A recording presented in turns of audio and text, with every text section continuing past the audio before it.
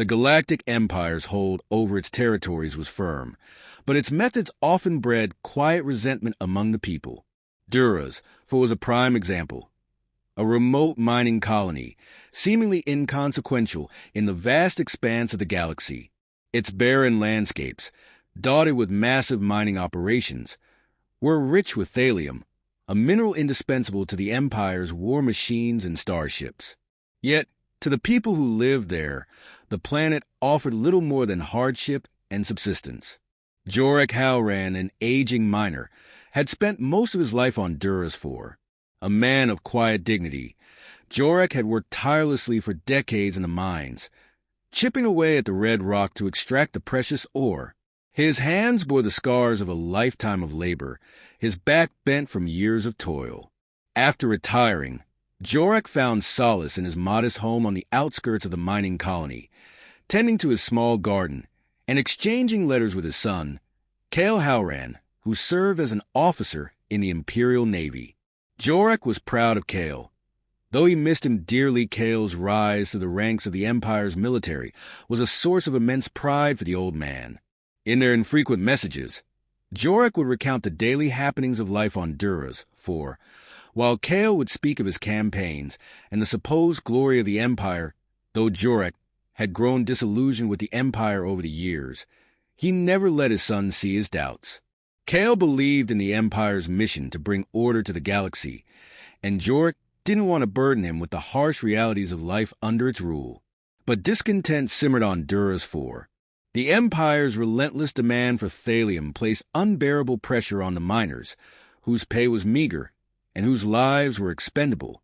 When the Empire announced plans to expand the mining operation, claiming lands that housed the colony's farms and homes, the fragile peace shattered. The miners, led by a handful of brave souls, protested the seizure of their land. They petitioned the local governor, pleaded for clemency, and even sent messages to higher imperial authorities, but their cries fell on deaf ears. Tensions reached a boiling point when imperial forces arrived to enforce the new directive. Stormtroopers, flanked by armored vehicles, descended on the colony to oversee the demolition of homes and farms. The miners, desperate to protect their livelihoods, resisted. Armed with little more than mining tools and improvised weapons, they stood against the Empire's might. Jorek watched the unfolding chaos from his modest home, which stood near the colony's edge. He was too old to fight, but his heart ached for his neighbors and friends who faced the Empire's wrath. The miners' resistance was doomed from the start. Blaster fire echoed across the dusty plains as the stormtroopers advanced, their white armor gleaming under the harsh sun. The air was thick with the acrid smell of burning homes, and the ground trembled under the weight of Imperial walkers. As the battle raged, Jorek's home became a refuge for fleeing families. He opened his doors to those seeking shelter, offering water and a place to rest. He knew the risks. Harboring dissenters was a crime punishable by death, but he couldn't stand idly by while his neighbors suffered. The turning point came when an Imperial officer, eager to crush the resistance swiftly, ordered an airstrike on the colony. The TIE bombers roared overhead, their deadly payloads reducing homes and makeshift barricades to rubble. Jorek's home, though far from the center of the fighting, was not spared. A stray bomb struck the house, collapsing the roof and burying Jorek and those he sheltered under tons of debris. When the dust settled, the colony was in ruins. The surviving miners were rounded up and executed as a warning to others. The Imperial officer, satisfied with the outcome, reported to his superiors that the operation was a success. The expansion of the mines could proceed without further interference. Jorek Halran's death was recorded in the Empire's logbooks as an unfortunate consequence of the operation. Collateral damage. His name was one among many, a footnote in the Empire's relentless pursuit of progress.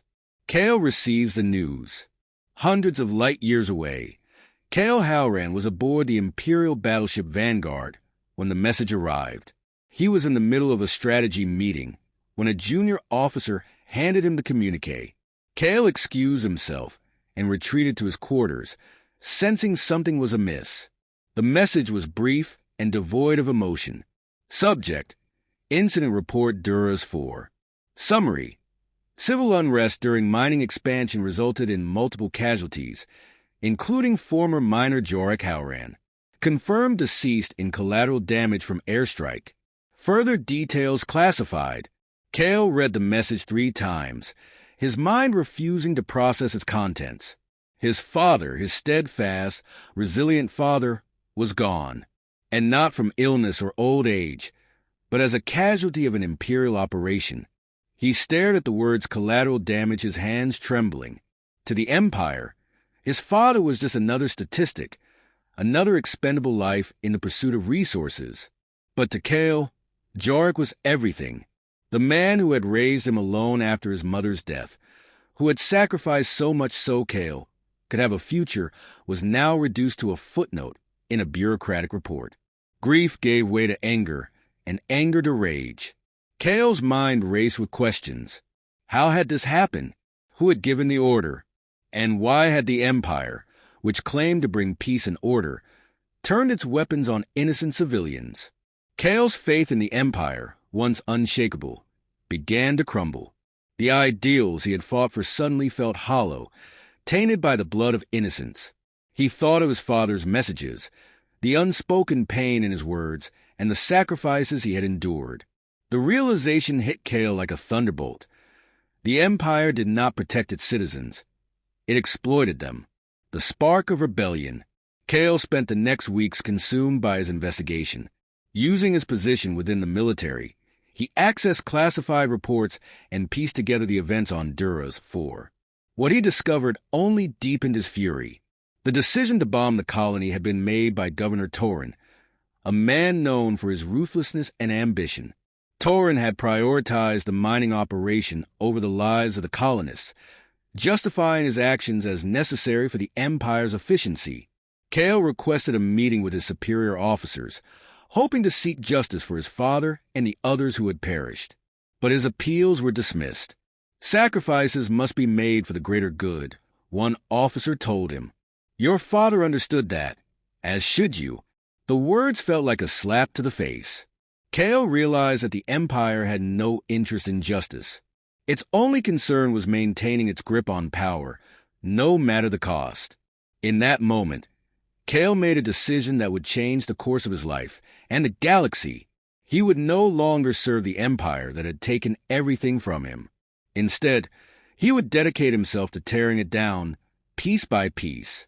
Kale Howran, once a loyal officer of the Galactic Empire, began plotting his rebellion, and in the shadows off the galaxy a spark of retribution was born. Kale Howran's descent into rebellion did not happen overnight. It was a gradual process, fueled by grief, anger, and a burning desire for justice. The man who had once pledged his life to the Empire was now its most dangerous adversary, though the galaxy had yet to realize it. For weeks after learning of his father's death, Kale maintained the appearance of a loyal officer. He executed his duties with precision, hiding his seething rage behind a mask of stoicism. But beneath the surface, he was unraveling. Every order he carried out, every battle he fought, felt like a betrayal, not just to his father's memory, but to the ideals he once believed the Empire upheld. Kale's grief morphed into a relentless drive for answers. He used his access to Imperial records to dig deeper into the events on Duras IV, uncovering a web of bureaucracy and indifference that extended far beyond Governor Torin. The reports revealed a pattern of exploitation and disregard for life across the Empire's territories. Kale realized that his father's death was not an isolated incident, but part of a systemic problem. The Empire, Kale concluded, was a machine, one that consumed lives and worlds in its unquenchable thirst for power. It was a machine that had to be dismantled. The desertion. Kale knew that taking on the Empire would require more than just anger and resolve. He needed resources, allies, and a plan. For months, he worked in secret, siphoning supplies, falsifying reports, and using his position to gather intelligence on Imperial weaknesses. His knowledge of the Empire's inner workings gave him an edge, allowing him to operate under the radar. Kale also began seeking out disillusioned soldiers and officers within the ranks. The Empire's grip on its military was strong, but not unbreakable. Kale identified those who had grown weary of the endless wars, the moral compromises, and the growing corruption. Quietly, he recruited them, planting the seeds of rebellion within the very institution he sought to destroy. The moment of truth came 6 months after his father's death. Kale orchestrated a covert operation to divert a convoy of supplies bound for an imperial outpost. Using his stolen resources, he staged his own disappearance, making it appear as though he had died in the line of duty.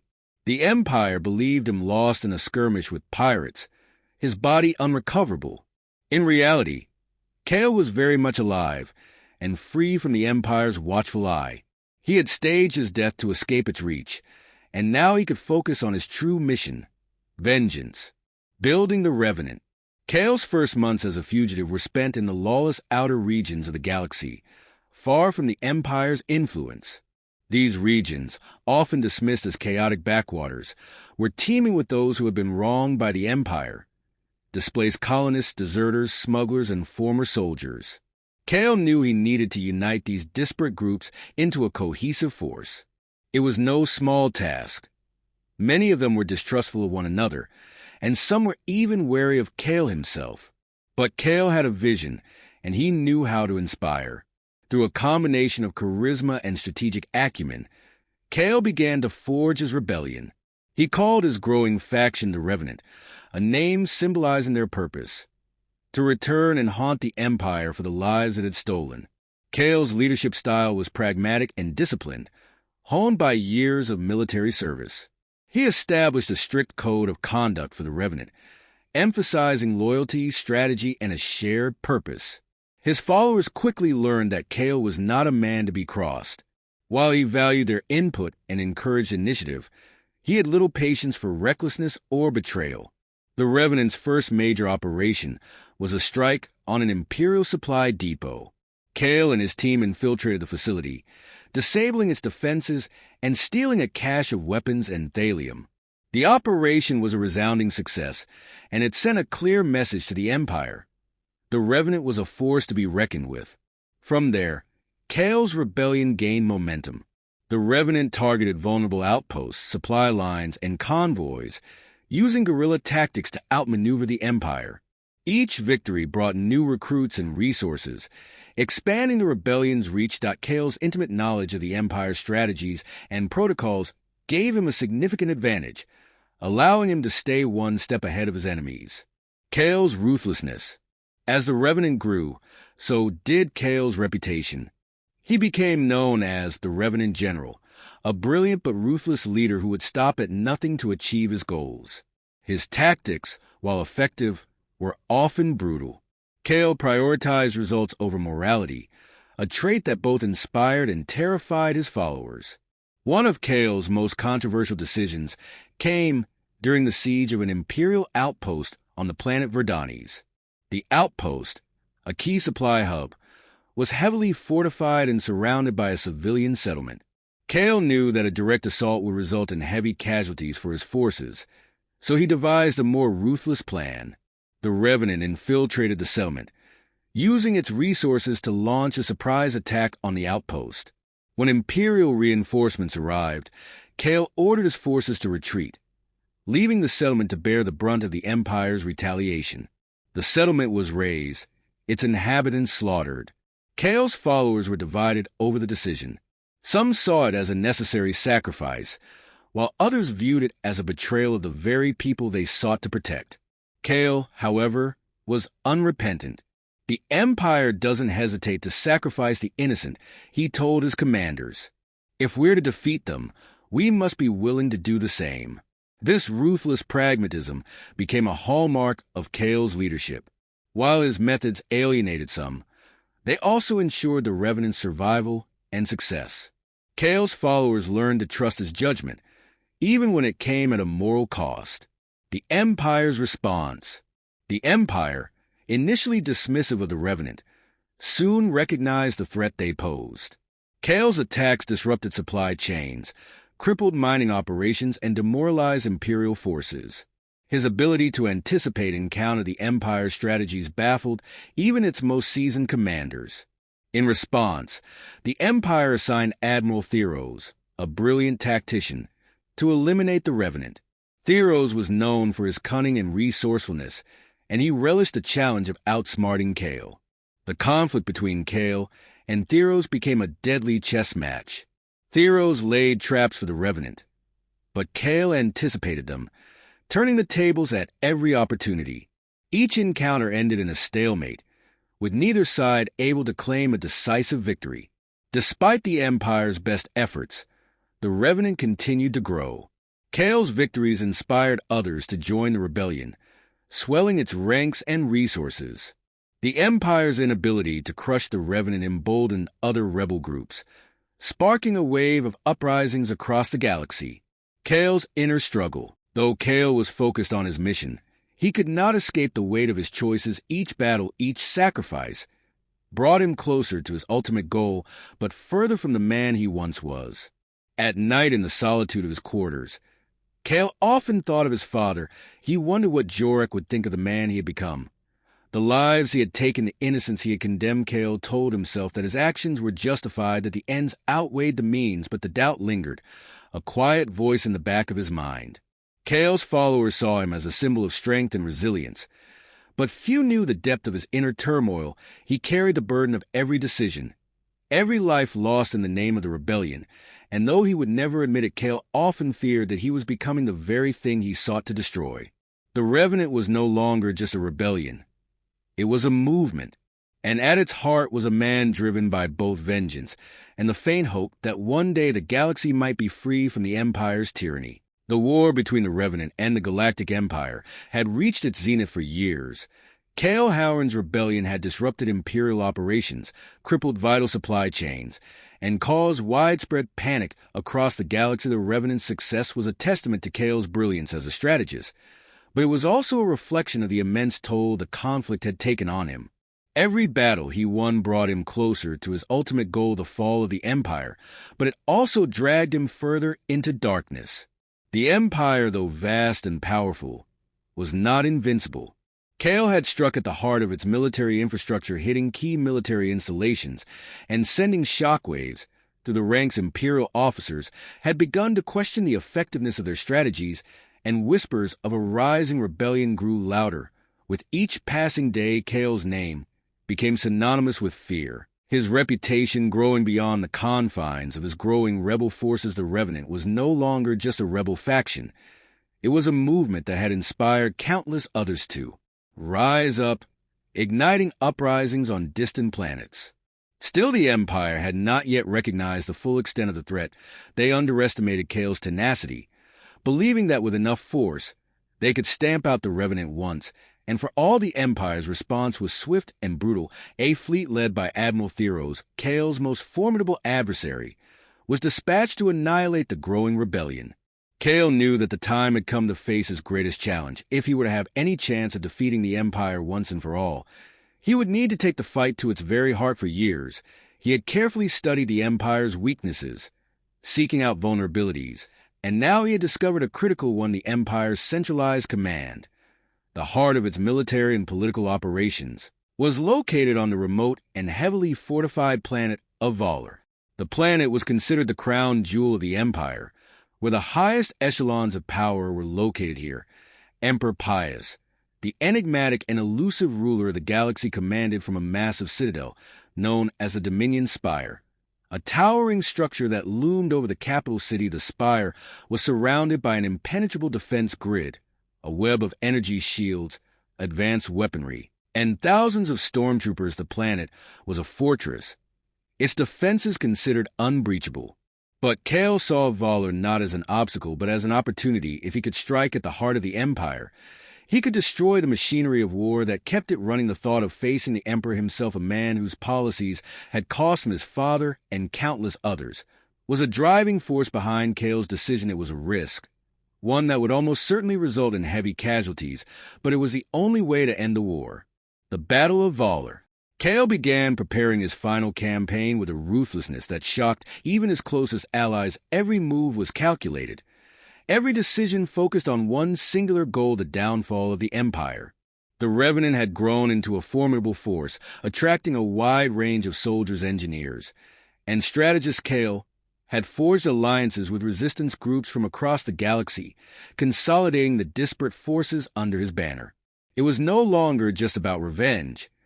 It was about liberating the galaxy from the suffocating grip of the Empire. The plan was audacious: a combined assault on Valer's defenses, followed by a direct assault on the Dominion Spire. Kale had mapped out every inch of the planet's defenses, using stolen Imperial intelligence and the knowledge he had accumulated over the years. He knew the risks. There was no guarantee they would succeed. But he also knew that they could not wait any longer. The longer they delayed, the more powerful the Empire would become. This was their one shot. The battle that ensued was one of the bloodiest the galaxy had ever seen. As the Revenant's forces attacked Valer, they faced an overwhelming Imperial response. The Empire's fleet was vast, and the defensive grid surrounding the planet was formidable. Kale's forces were outnumbered, but they had something the Empire lacked: determination. Kale led the assault himself, coordinating the attack from the command ship Revenant's Wrath. His forces fought with unrelenting ferocity, cutting through the outer defenses and launching a series of coordinated strikes that crippled Imperial communications and weapon systems. They faced fierce resistance, but Kale's strategic brilliance kept them moving forward, using the terrain and the element of surprise to their advantage. As the battle raged on, Kale knew that time was running out. He could feel the Empire's reinforcements closing in. The Revenant's forces were stretched thin, and many of his allies had already fallen, but Kale pushed forward, refusing to relent. They would not lose this battle. Not now, not after all they had sacrificed. The final assault on the Dominion Spire was launched under the cover of night, a last-ditch effort to breach the heart of the Empire as Kale's forces advanced on the Citadel. They encountered fierce resistance from the Empire's elite forces, shock troopers, black-clad commandos, and the Emperor's personal guard. The battle was fierce, with both sides suffering tremendous casualties. But Kale's drive was unstoppable. The confrontation with the Emperor. When Kale finally reached the Dominion Spire, he was greeted by the sight of Imperial soldiers lying dead in the hallways. The air was thick with the acrid smell of blaster fire and burning flesh. The spire's once imposing walls were now riddled with holes. The result of the Revenant's relentless advance. Kale's heart pounded as he reached the final corridor that led to the Emperor's private chambers. Standing in the doorway, Kale saw him, Emperor Pius, the man who had caused so much suffering, who had destroyed everything Kale once held dear. Now stood before him, an enigmatic figure draped in dark robes, his face obscured by shadows. His eyes gleamed with a cold, calculating intelligence, and his presence was suffocating. Despite everything Kale had gone through, despite the years of war and bloodshed, he could not help but feel the weight of the Emperor's gaze. "You are the one who's been causing so much trouble." The Emperor's voice was soft, almost mocking. The Revenant, the son of Jorek Halran. "The miner, you have potential. Kale, a sharp mind and a burning desire for justice. But you're foolish. You cannot defeat the Empire." Kale's pulse quickened, but he kept his composure. "I'm not here to defeat the Empire. I'm here to end it." The Emperor chuckled softly. "End it? You are a tool. Kale, just like your father, you think you're different, but you're not. The Empire will endure. You will die just like all those who came before you." Kale stepped forward, his blaster in hand. He aimed it at the Emperor's chest. "Your reign ends here." For a brief moment, there was a silence that stretched between them, and then, without warning, the Emperor raised his hand, sending Kale crashing against the wall with a burst of telekinetic energy. The blast left Kale, stunned, his vision swimming. He struggled to get to his feet as the Emperor approached. "You cannot defeat me, Kale," the Emperor said, his voice cold, "but I will give you one final chance. Join me. Become part of the Empire's future.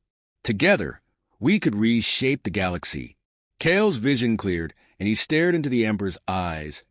Eyes that had seen countless lives destroyed, that had built the Empire Kale had fought so hard to destroy. He had a choice. The galaxy had a choice.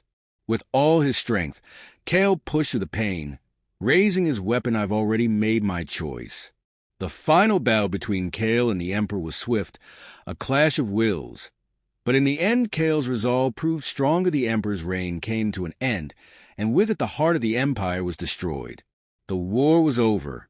But as Kale stood in the ruins of the Dominion Spire, surrounded by the remains of the Empire, he realized that even in victory, the cost of their struggle was far from over. The galaxy had been freed, but at what cost? Kale had given everything for this moment. And though the Empire had fallen, the scars of war would remain. The Emperor was dead, the Empire was no more. But Kale was left to pick up the pieces, knowing that the future of the galaxy would not be decided by one man, but by the choices of millions.